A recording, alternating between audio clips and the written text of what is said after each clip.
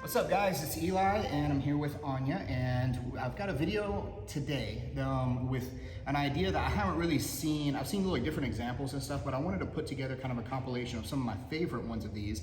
And what it is, it's like submission counters, but it's attacking directly out of the submission counter. So there's plenty of things that we can look at, like here's the defense to this, here's a Hail Mary defense, here's whatever.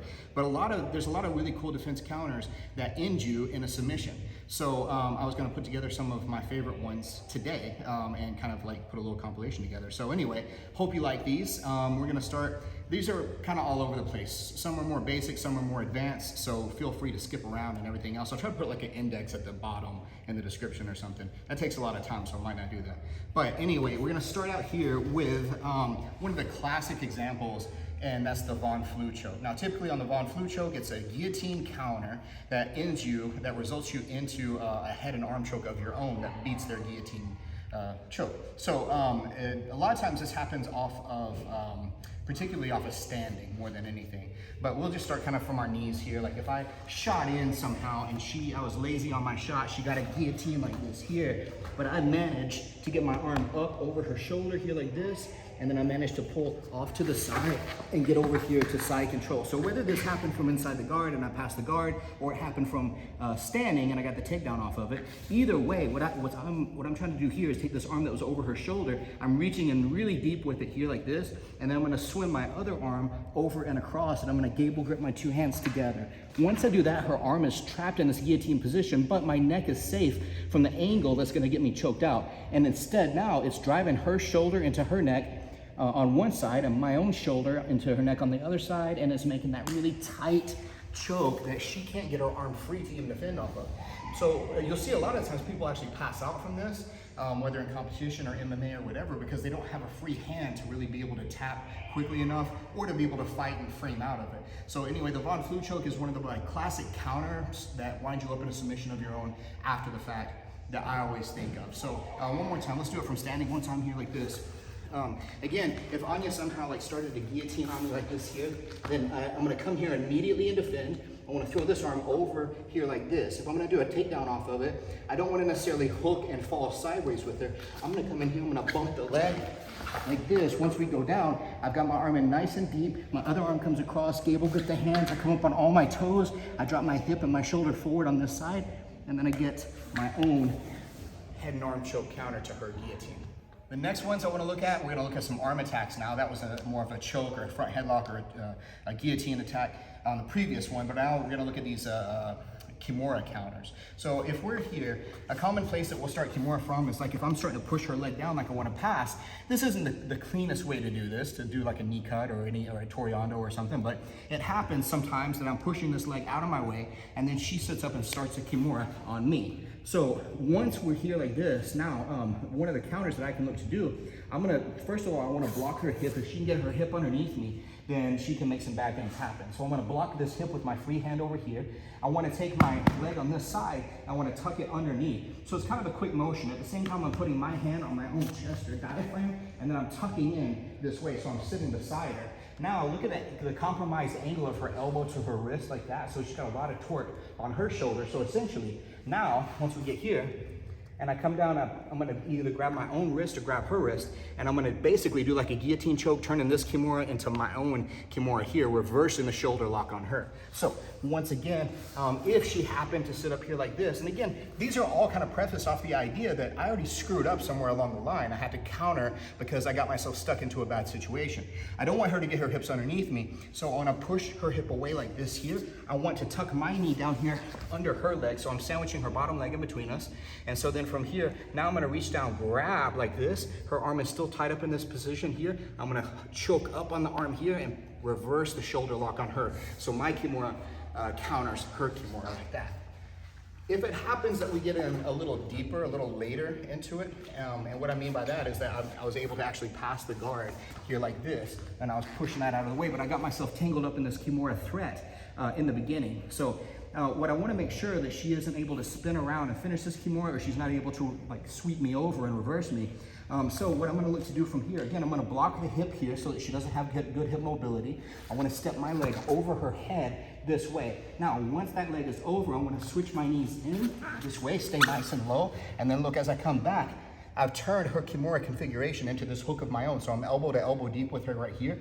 So now as I go to sit back, now this hand can come up and help me here. I'm gonna grab her wrist in her hand, unfold it, and I've turned her Kimura attack into my straight arm lock reversal. Once we go in here like this, and she's tangled up this Kimura threat, I'm gonna block her hip out like this. I'm gonna step up over her head. I wanna sit in, reverse, come back here like this. I've got my hook already settled in. One leg over, one leg bent inside, so it's a quick arm lock. I wanna grab her hand and her wrist to break the connection of her hand so she has it, and then I have my straight arm from reversing her Kimura on me. So we looked at Kimura reversals, now we're gonna look at an Americana reversal. I like this one a lot. I've liked it for a long time since I learned it, like way back, a long time before I should have learned it, because it is a desperation kind of move to some extent, and it's me reversing the top player's Americana with my Americana. So this is one of the classic escapes from, or attacks from bad positions. So like if I'm here on bottom like this, and Anya settled in, and something basically usually off of my frame here like this. First of all, I want to try to block here. I don't like to cross my legs to block, but I want to instead put my toes behind my calf here like this, and I want to press my thigh kind of against her so she doesn't have a really easy slide across to mount. When I have my frame here, a lot of the time the top person will just do a basic kind of Americana attack, and they'll try to go here and they'll try to push my wrist down, and now she's gonna start locking up her Americana. Now, if I feel that though, it doesn't take much for me to switch it around. If she starts to push my wrist, then I'm just gonna switch my hand over and pick her wrist up. Now, I don't wanna try to just attack right from here, because as soon as I grab, if I stay here, she'll just rip her arm back free and we'll be arm wrestling, and the top person will probably win. But if instead, whenever I go to switch it, I pull it away like this, she wants to pull it back, and then I bring my bicep up to block her. So I go bicep to tricep on this side. This one's gonna weave back through, and I'm gonna grab my own wrist here like this, and I wanna point her thumb back toward her butt. So a lot of times just me crunching my elbows in and doing that will get the tap right there. If they're really stubborn and reluctant to tap, they have to drop their south side hip right here. And then that's gonna allow me to then go and sit up this direction here. And then I just wanna make sure that I don't make the same mistakes that she did on my Americana, so then I can finish from top instead. Very least, I got the reversal off of it, which is a good thing, because I escaped side control by re-threatening the Americana versus Americana. So one more quick time here. Whenever she is top side control, and she goes to push, I switch and get my thumb underneath her wrist. I pull away this way, and then she pulls back. I block her tricep with my bicep. I circle back in this way here. I squeeze my elbows tight. That's a really crucial step here. And I want to point her thumb to her butt. I might get the tap right here, or she may drop her south side hip and allow me to then sit up, get the top position, at least get the reversal. If not, get the reversal with the Americana still intact and get the submission. It's usually not a great idea to get into like kind of footlock races. I don't personally like to get into footlock races. If you've got a lot of confidence in your leg lock game versus this other person, then it might benefit you to do so. However, I'm going to show a couple of things here that are pretty good counters that might get you a faster submission versus their submission attempt here. So the first one, we're going to look at a straight footlock kind of position. So this kind of ashigarami here like this. She's got her heel or her foot here, laces turned out, her heel's on my hip here like this. This first time she's going to be anchored under this foot here, or under this side of my butt. We'll do another one for on this side of my butt here, like she probably should have it, but a lot of people do this, and so we're gonna look at it. So from here this way, once she wants to take the leg this way over here. So first thing is first, I gotta put the boot on. Putting the boot on, I'm pushing my weight through my heel like this, and I'm curling my toes back toward me. I'm trying to really pull my big toe into the back of her shoulder here. This is just a quick little band-aid. This is not made to be a full-on defense. I need to remove these barriers here to try to get past it. But sometimes the opportunity exists that I can reach down and I see her heel exposed right here, and I can just grab that heel like this, and I'm gonna keep her toes tucked underneath my butt here, and then from there I'm gonna pull back and sit, so I'm deadlifting her heel while her foot stays stuck underneath, so it's turning it into a heel hook of sorts. So her straight foot lock over here that she's gonna have to really dig for versus my heel hook. So my heel hook is gonna win a lot of the time. Now, it might happen that she was hooked over here, which is typically the better place to hook the foot rather than on this side here. But again, you get people doing both sides. So once we get on this side here, it could probably still happen that I can open up and I can still get that heel hook. But if it happens that I go here and it pulls it free, now I don't have that any longer. But what I can do is I can keep that heel, I can keep this pushed away from me, and I'm gonna go here like this, and I'm gonna push, I'm gonna grab top of the toes here, I wanna circle through, and then I'm gonna push her toe toward her butt this way. So now it's my toe hold versus her straight ankle lock. and then a lot of the time, either I might win that contest and get the submission off of it, or it might at least be enough pressure for her to like reconsider her option and then want to escape her own foot. Either way, I'm out of the submission that she has started on me. One more that if I feel like that's a little too risky for me, I don't feel like I have that opportunity really well right here to be able to come in and dig at that foot, try to get that heel hook or expose it for the toe hold like we looked at, then sometimes I'll go here directly because I want to go ahead and free myself from this position, from her ashi, to be able to escape this. So I'll start pushing this foot out of my hip like this here with the intention of getting my hip to the outside, pressing my foot to the floor, and then killing her straight foot lock. But what will happen a lot of time, if I go here, a lot of times she wants to re-dig. And so if I know that, and I know she wants to re-dig, then sometimes what I'll do is whenever she goes to do that, I'm gonna put my wrist underneath it and I wanna pull this across here this way. So now I'm making her foot cross my center line here like this. And as I do that, so I'm framing it off center here, and now I'm gonna get my arms inside. So I've got these double karate chop hands. And so then I'm gonna bring my hands together like this. And now it's a really nasty kind of snapping kind of a little lock here like this. So I'm coming up against her Achilles here like this. This forearm is pushing against the top part of her foot just below her toes. And I'm bringing my arms like this here, and I'm twisting at the shoulders so that my arms are now crunching her foot. So again, from here, I'm pushing this out of my hip. I'm trying to get it here. If she's really stubborn about bringing it back into place here, then I'm gonna try to bring it back across center line here. And I'm using my arm to guide that across. Once I guide it across here, now this arm comes up. I got double karate chop hands. I gable grip them together, and I'm gonna push her toe back toward her with my forearm. So the motion is that right there. It's a lot of pressure on that foot. That's gonna beat the straight foot lock most of the time, unless you just got a killer angle on a straight foot lock. I guess one of the first ones of these that I learned a long time ago, along with the Americana counter, along with the Von Flue choke, maybe even preceding those, is whenever you learn the calf slicer. And one of the things they teach you on the calf slicer, or one of the things you should learn on the calf slicer, is to watch out because your inside arm could be exposed where they could pick it free, peel it away, and maybe even get an arm lock of your own. So I thought it would fit good into the theme of what we're looking at today, attacks off of submission defenses. So if Anya's starting some kind of a calf slicer on me, this could be from a truck entry from side control. It could be from, truck entries are gonna be the most typical ones because that's what's gonna result you in the immediate attack on the calf slicer. So if she starts here like this, and she gets this near side hook in this way, and then she's gonna sit back and pull my foot with her like this. So her intention here is that she's got this braced in, and so if she pushes her shin this way and pulls down, she gets that calf slicer. It's very painful. So what I wanna do in this position here is once she sits back like this, again, first things first, I can't just immediately start thinking about the submission I'm gonna catch on her if I didn't do my due diligence and protect my own leg in the beginning stages. So once we get here like this, when I see that arm come up between my legs, I wanna reach down and grab a hold of it, but this is not gonna be enough. She may be strong enough and big enough to where my two arms here like this are not gonna be good enough to break that grip. So I'm gonna take my free foot here, and I guess, depending on the rules, I could stomp her in the face, but we're not gonna do that today. Instead, I'm gonna go here and I'm gonna push my foot away, and that's gonna help break that grip between my double pull and the foot stomp. It's gonna break a grip of some pretty strong people. And from now here, I wanna go in, I wanna figure four my own legs here, because that's also gonna make it tough for her to keep this grip over here. And now I'm gonna pull her wrist down toward me, and then I've got my own straight arm lock that's gonna counter her calf slicer. So let's do this one more time again.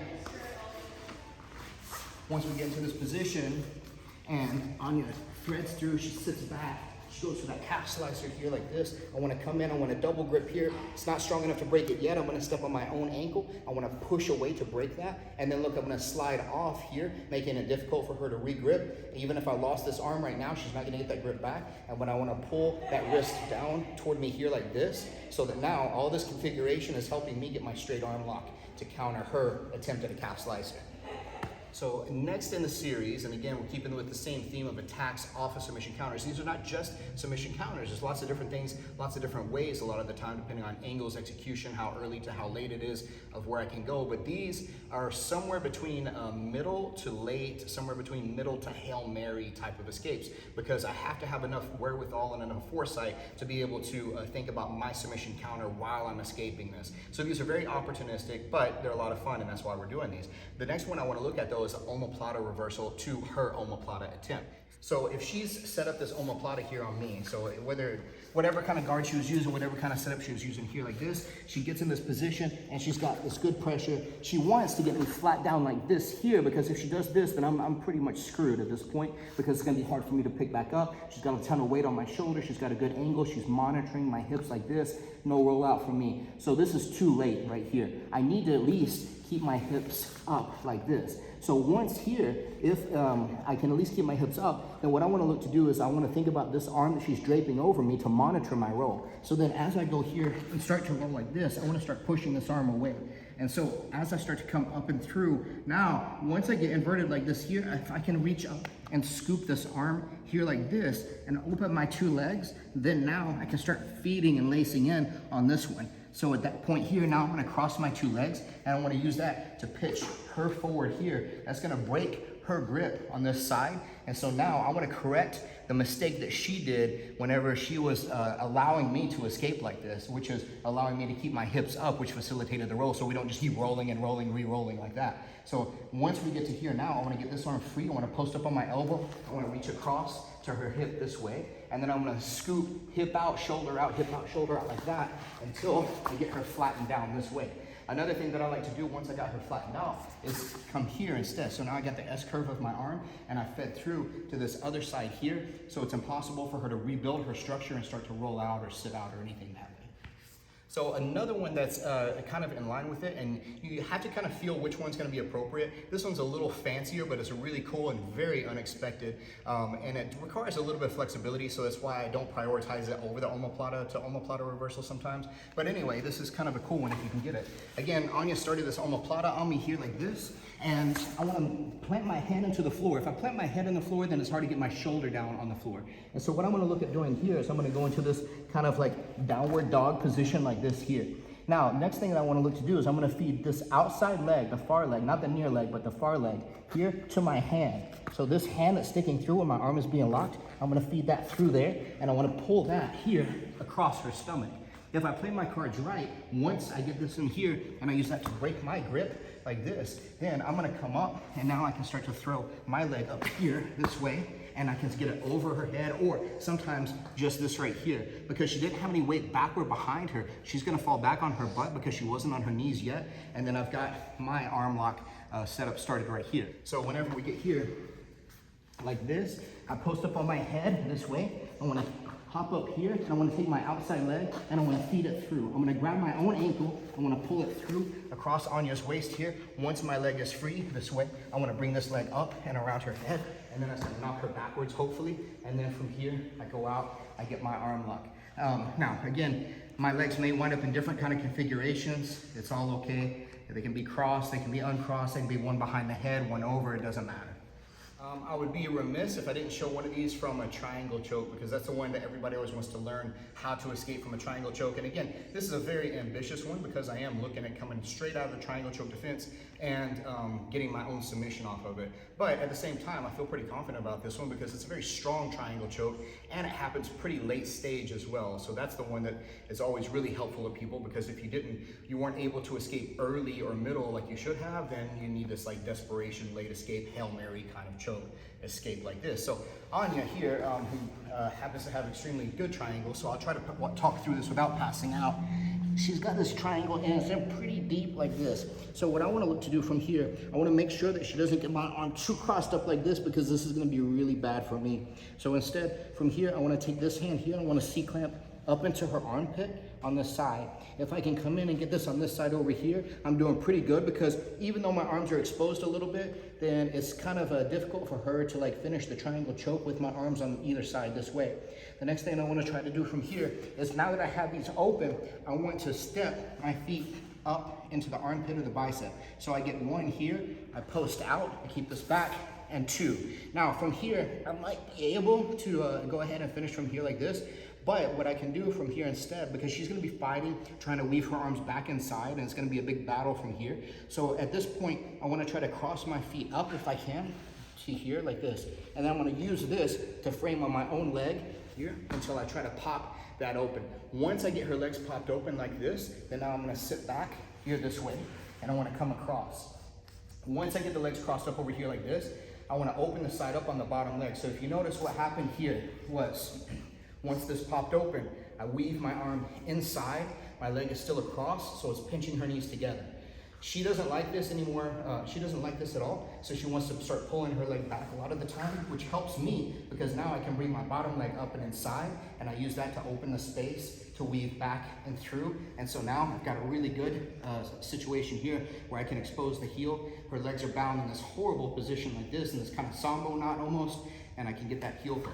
So one more time with a little less talking. So when you're here like this, she's already got us pretty tight. So then I'm gonna go into the armpits, 1 and 2, like this. I wanna try to start sitting back, step in here this way, 1, 2. I wanna start pushing down on the hips right away to help relieve some of the pressure. To make even more of a, make it even a better frame, I wanna bring this leg across, and I'm gonna start pushing this by her diaphragm and her ribs until finally I can hopefully post out of that. And so now I'm gonna weave back inside this way here. And so now I've got her legs pinched and crossed up. She starts to pull that back.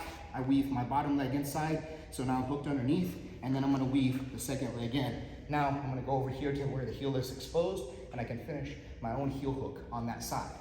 All right, so these are some of my favorite, some of the best ones I know about how to attack off of the submission defense. So not only am I looking at trying to get myself out of sticky situations where I'm so late into a position or something where they started a submission on me, whether it's a choke, an arm lock. We looked at a pretty versatile range of different attacks.